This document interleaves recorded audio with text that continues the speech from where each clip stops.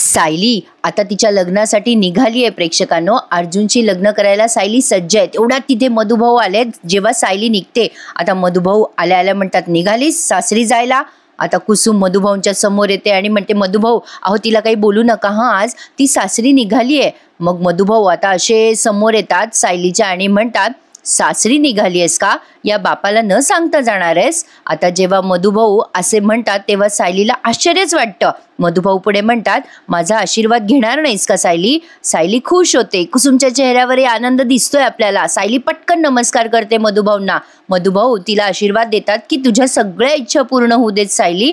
आता ते सायलीला असे पटकन जवळ घेतात। सायली म्हणते, मधुभाऊ तुमची सुद्धा हीच इच्छा आहे ना? मधुभाऊ सायलीला घट्ट धरतात प्रेक्षकांनो। आता पुढे बघा काय घडलंय। तर ठरलं तर मग या मालिकेचा आजचा म्हणजेच 12 फेब्रुवारीचा भाग तुम्ही ऐकत आहात। आज बरेच पॉइंट्स पुढचे कळलेत आपल्याला प्रेक्षकांनो। काय काय झाले ते बघत राहा। तर मधुभाऊ आता सायलीला म्हणतात, सायली तुझी काय इच्छा आहे ते महत्वाचं आहे। आता काय बाबा, आता तू स्वतःच्या मर्जीप्रमाणे वागतेस। शाळेत असताना सगळ्या लहान सहान गोष्टी सुद्धा तू मला विचारून करायची सायली, पण आता काय? आता तू काहीच विचारत नाहीयेस मला। आता एवढा मोठा निर्णय घेतलायस तू, पण मला सांगावंसं सुद्धा तुला वाटलं नाही। एक बाप म्हणून तुला यश मिळू दे एवढाच काय तो आशीर्वाद मी तुला देऊ शकतो सायली। मधुभाऊ हे बोलताना जरा निष्ठुर झाले तसं म्हणायला हरकत नाहीये, पण काय ना प्रेक्षकांनो, मधुभाऊंनी डायरेक्ट संमती दाखवली तर काय सपोर्ट करणार ना ते, म्हणजे त्यांचं दाखवणं अगदी योग्य आहे। आता ही सायली त्यांना म्हणते, मधुभाऊ माझ्यासोबत याल का हो लग्नाला? आता मधुभाऊ सायलीला काहीच उत्तर देत। सायली त्यांना पुन्हा विचारते, याल ना मधुभाऊ माझ्यासोबत? माझं लग्न लागताना मला तुम्ही समोर हवे आहात। पण आता मधुभाऊ एकदम ब्लँक झालेत, शांत झालेत। आता कुसुमला वाटतं की मधुभाऊ फायनली ऐकतील, पण कसलं काय नाही कसलं काय। मधुभाऊ आता वरवरनं नाना म्हणताय आणि आतनं हा हा म्हणताय, असं चाललंय प्रेक्षकांनो। आता ही सायली पुन्हा म्हणते, असं काय करता हो मधुभाऊ? तुमच्या लेकीची सासरी पाठवणी होत असताना तुम्ही तिथे नसणार का? सायली आता त्यांचा हात धरून त्यांच्याशी बोलते, पण तरी सुद्धा मधुभाऊ आता जरा निष्ठुर झालेत। ते एकही शब्द बोलत नाहीयेत सायलीला। आता सायली कुसुमकडे बघत असते, पुन्हा मधुभाऊंना म्हणत असते, मधुभाऊ बोला ना काहीतरी। पण आता कुसुम जरा जास्ती स्ट्रिक्ट झाली आहे प्रेक्षकांनो। आता कुसुम तिला म्हणते, सायली चल आता डोळ्यातनं पाणी काढू नको। सायली पुन्हा मधुभाऊंना आवाज देते, मधुभाऊ बोला ना काहीतरी। कुसुम म्हणते, सायली चल तुला उशीर होतोय। आता कुसुमने लगेच सायलीची बॅग घेतली आहे। मधुभाऊ सायलीशी बोलायला तयारच नाहीये, त्यांनी मान वळवून घेतली। सायलीची अपेक्षा आहे की मधुभाऊंनी तिच्या सोबत यावं। मधुभाऊंनी तिला आशीर्वाद तर दिलाय प्रेक्षकांनो, त्यात काही वाद नाही, पण आता मधुभाऊ तिथे गेल्यानंतर सायलीचा प्लॅन नाही का एक्सपोज होणार, त्यामुळे मधुभाऊंनी कदाचित हा डिसिजन घेतला असावा की आपण घरी बसलेलंच बरं आहे। सायली त्यांना पुन्हा पुन्हा आवाज देत असते, पण आता कुसुम तिचा हात धरते आणि म्हणते, चल ना सायली, अगं चल उशीर होतोय तुला। मधुभाऊने अगदी जड अंतःकरणाने सायलीला तिथून निघू दिलंय प्रेक्षकांनो। खरं तर खूप सुंदर वाटलाय हा सीन बघायला। सायली अगदी जाईपर्यंत मधुभाऊंना बघत असते, अगदी अपेक्षेने। कुसुमही त्यांना जाऊन असं जाताना वळून वळून बघत असते, पण मधुभाऊ आता सायलीकडे बघायलाच तयार नाहीयेत। पण सायली जशी जाते तसे आता मधुभाऊ खूप रडतात प्रेक्षकांनो, खूप रडतात। त्यांना खूप वाईट वाटतंय, आपली साऊ सासरी जाणार आहे आणि तिच्या या महत्वाच्या क्षणी ते काहीही करू शकत नाहीयेत, हतबल आहेत ते। आता फक्त ते साऊ असं म्हणतात आणि खूप रडतात प्रेक्षकांनो। आजचे सगळे सीन एवढे अप्रतिम दाखवलेत खरंच, म्हणजे सिक्वली त्यांनी खूपच सुंदर दाखवलंय प्रेक्षकांनो। आता बघा सुरू झालाय लग्नाचा विधी। आता ही प्रिया एवढी बिथरलेली दाखवली आहे त्यांनी, म्हणतात ना भीतीपोटी ब्रह्मराक्षस, तसं प्रियाचं झालंय भीतीपोटी सायली। आता ती पुन्हा साक्षीला फोन करते आणि म्हणते कशी, हे बघ साक्षी, हे बघ आजचा दिवस ना खूप महत्वाचा आहे बघ बघ, आतापर्यंत सगळं व्यवस्थित प्लॅन केलंय। आता जर सायलीला आपण थांबवू शकलो ना साक्षी, तर आपण जिंकणार म्हणजे जिंकणारच बघ। हे बघ एकदा का माझं आणि अर्जुनचं लग्न झालं ना, मग ती सायली काहीच करू शकणार नाहीये। आजच्या दिवशी ना साक्षी आपण सावध राहायला हवं। साक्षी म्हणते, ए हॅलो, मला माहिती आहे ग, मला नको शिकवूस, आणि मी पाठवलंय ना सिक्युरिटी गार्डला तिथे। प्रिया म्हणते, पण ती माणसं त्या चाळीतल्या सिक्युरिटी गार्ड सारखी निघाली तर? साक्षी म्हणते, प्रिया नसत्या शंका काढू नकोस आणि आता तुझ्या डोक्यावर अक्षदा पडल्या की मगच मला फोन करायचा। मग प्रिया म्हणते, माझ्या डोक्यावर अक्षदा पडणार? अगं साक्षी, हा विचारच किती मस्त वाटतोय ना ऐकायला। मग आता प्रिया पुढे म्हणते, त्या सायलीला आता कळेल की मी तिला कसं कसं चिलटासारखं चिरडते, जास्ती फुशारक्या मारत होती ना ती माझ्या समोर. साक्षी म्हणते मला सायलीला नाही त्या अर्जुनला चिरडायचंय. एकदा का तू त्या अर्जुनला घोळ्यात घेतलंस ना प्रिया, मगच त्याचं माझ्या केसवरचं लक्ष उडेल. आणि तसंही खुनाच्या दिवशी मी तिथे नव्हते हे ॲडव्होकेट जोशींनी सिद्ध केलंच आहे. पण आता आता तू जर अर्जुनला माझ्या केसपासून दूर ठेवलंस ना, तरच त्या मधुकर पाटलाला फाशी होईल आणि मी कायमची सुटेल, कळलं ना. आणि त्यासाठी तुम्हा दोघांचं लग्न होणं गरजेचं आहे. आता तिकडे प्रिया म्हणते अगं होणार होणार, काही मिनिटच उरली आहे ग, माझं आणि अर्जुनचं लग्न होणारच.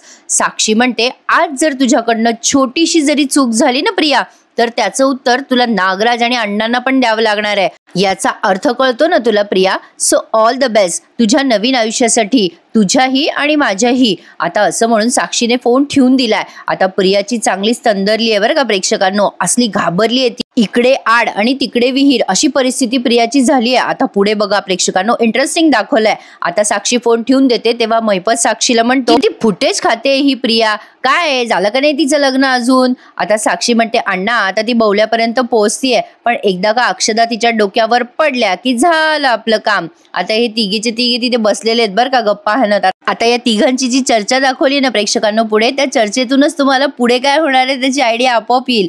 तर आता प्रिया बोलते तसं तिचं लक्ष रविराजांकडे जातं. आता ती घाबरते, ती म्हणते बाबा तुम्ही. आता तिला असं वाटतं की रविराजांनी तिचं सगळं बोलणं ऐकलं की काय, पण नेहमीप्रमाणे मी तुम्हाला आधीच सस्पेन्स सांगते की काही ऐकलेलं नाहीये रविराजांनी तिचं बोलणं.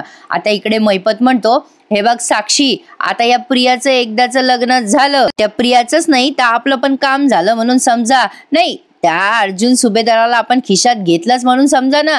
कसं आहे ना, एखाद्याला खिशात घालायचं असेल तर त्याला जावाई करून घ्यायचं. साक्षी म्हणते अण्णा असं बोलू नका, अर्जुनला जर जावाई केलं तर प्रिया तुमची मुलगी होईल. मग महिपत म्हणतो नको रे बाबा नको, तिच्यासारखी मारकी शिंग मारणारी म्हैस माझी पोरगी नको. जोशी वकील म्हणतात त्या प्रियाला आता नको तितकं महत्व देऊ नका तुम्ही, तशी आपली केस संपतच आली आहे. साक्षी म्हणते अहो जोशी तुम्ही नेहमीच असे म्हणता पण तारखांवर तारखा पाडता. आता जोशी म्हणतात अहो नाही हो मॅडम, पुढची जी तारीख आहे ना ती शेवटची ठरणार आहे. अहो तुमच्या अपोजिट जो वकील आहे ना तो पवार उरलेले सगळे पुरावे सादर करेल की तुम्ही तुमच्या सावत्र भावाच्या फ्युनरल मध्ये होतात. मी मधुभाऊंचा वकील म्हणून दाखवण्यापुरतं थोडं ऑब्जेक्शन वगैरे घेईल, पण मग अहो पवार सांगेल ना की प्रियाने दिलेली साक्ष अगदी बरोबर, मग जज साहेब त्यांचा निकाल जाहीर करतील. महिपत म्हणतो जज साहेब आता असं म्हणतील की सगळे पुरावे बघता हे कोर्ट मधुभाऊ म्हणजे मधुकर पाटलांना शिक्षा सुनावतंय फाशीची. लटकला लटकला मधुकर पाटील हो लटकला. लटकला मधुकर पाटील फासावर. अण्णा असे बऱ्याच म्हणजे चढ उतारावरती हे वाक्य उच्चारतात. तर पुढे बघा काय घडलंय.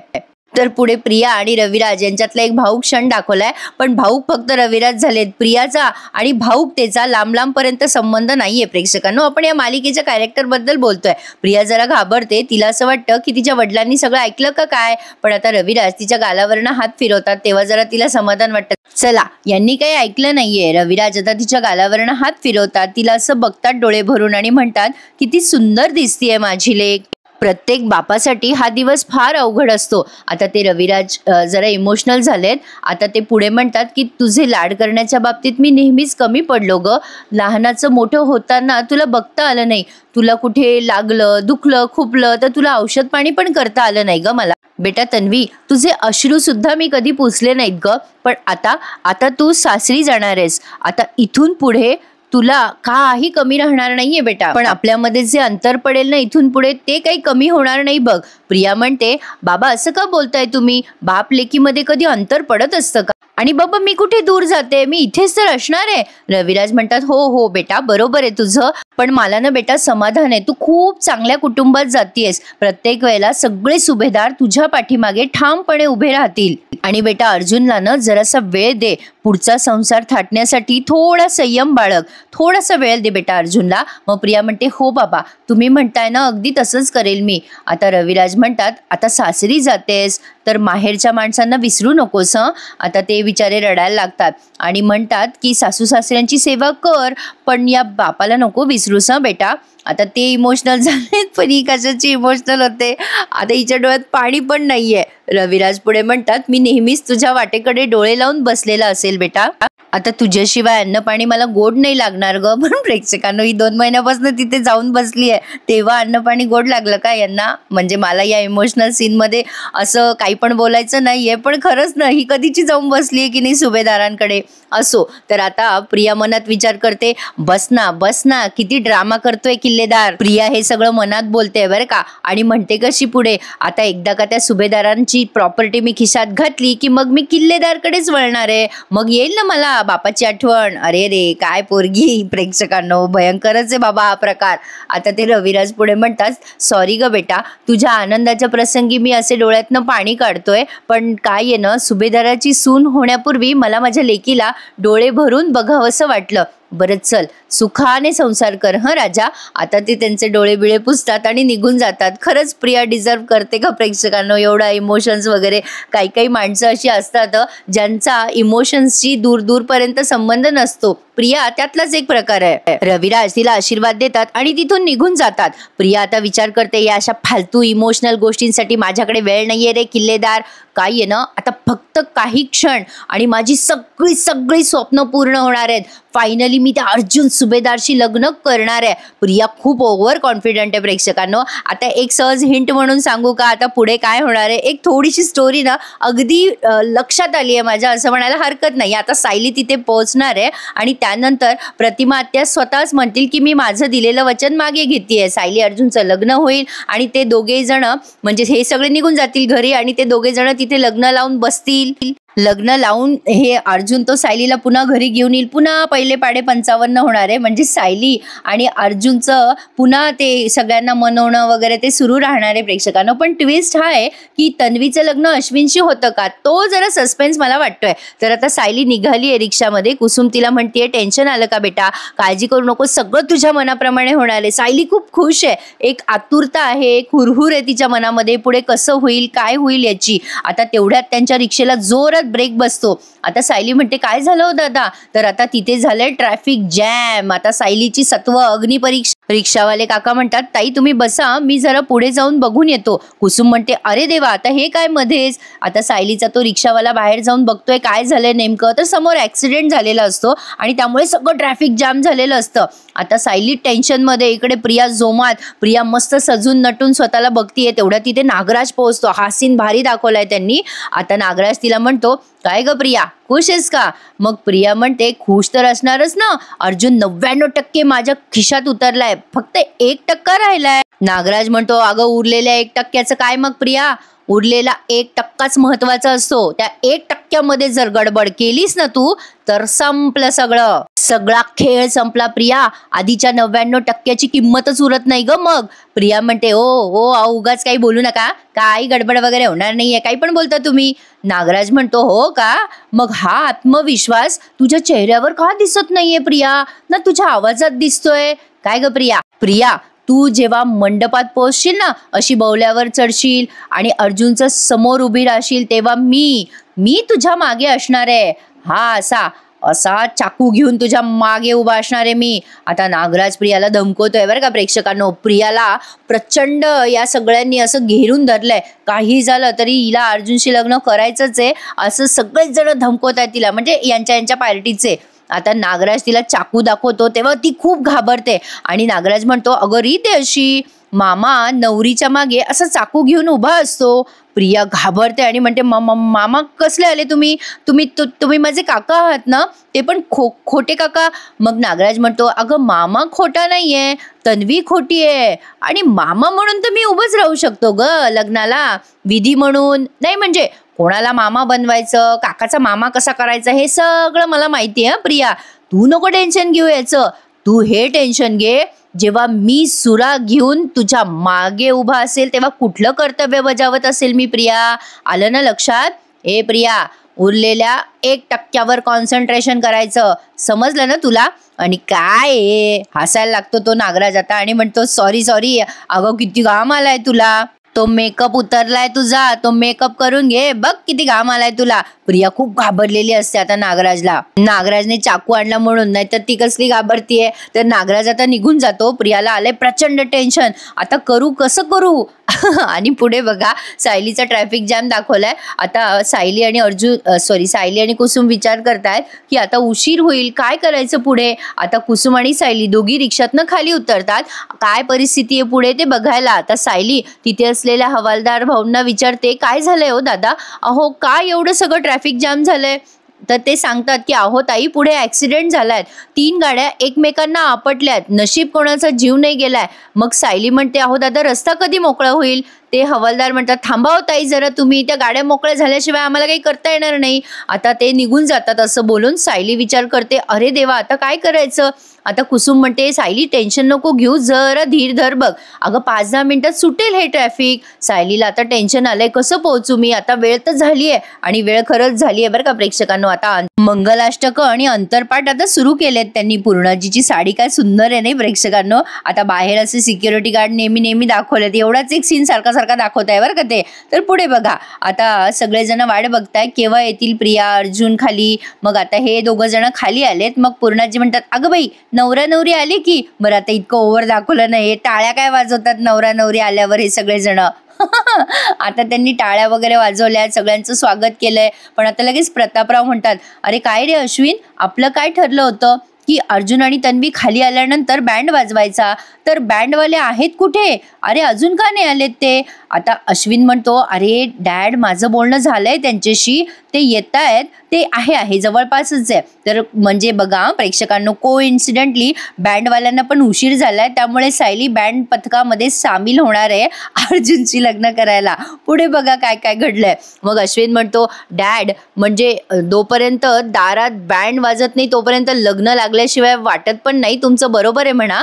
मग पूर्णाजी म्हणतात, अरे पोरांनो लग्न लागायला जरा वेळ आहे, पण खरं तर आता ते बँड पथकवाले इथे असायला हवे होते यावेळेला, पण आता त्यांची वाट बघत बसायची का आपण, लग्न तर लावावं लागेल ना वेळेवर. मग अस्मिता म्हणते, कॉल करा ना त्यांना.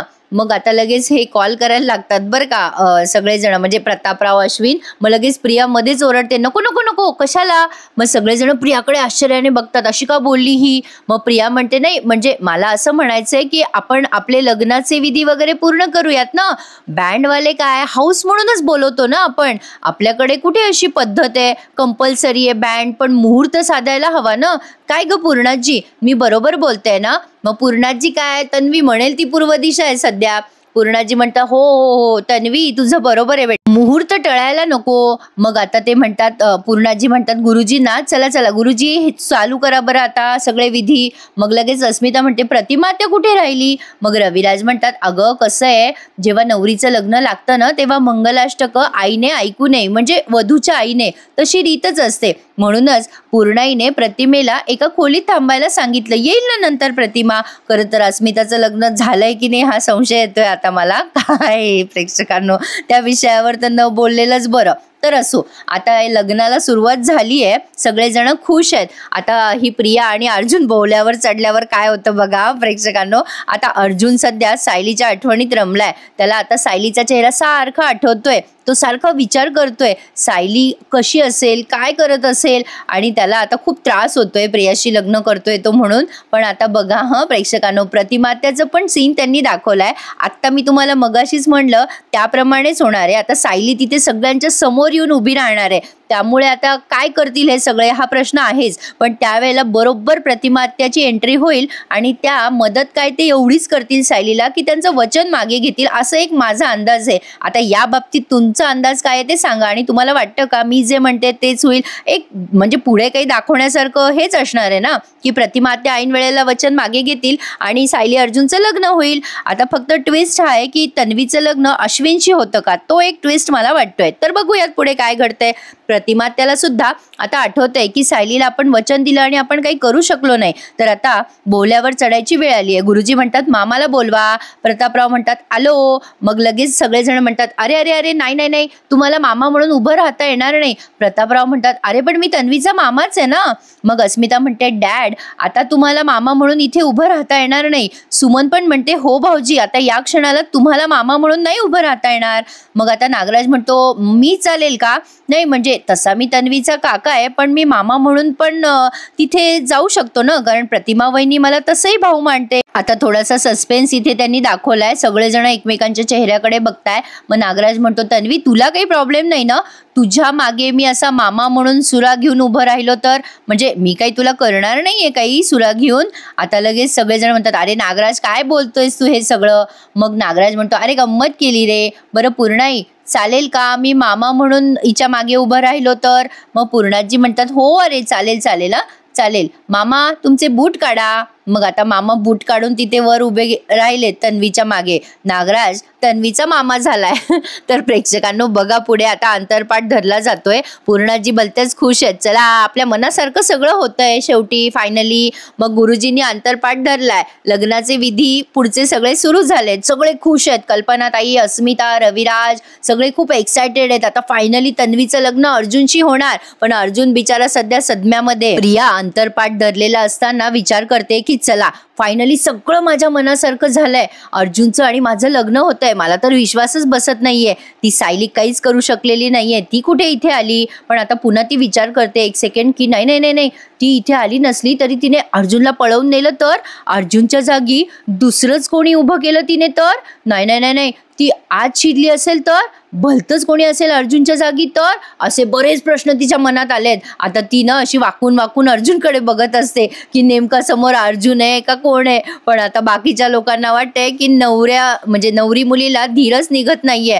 अस्मिता म्हणते अगं बाई नवरी मुलगी कशी आतुर झालीये बघा ना, तिला अंतरपाठ धरल्यावरही नवऱ्या मुलाचा चेहरा बघायचा आहे.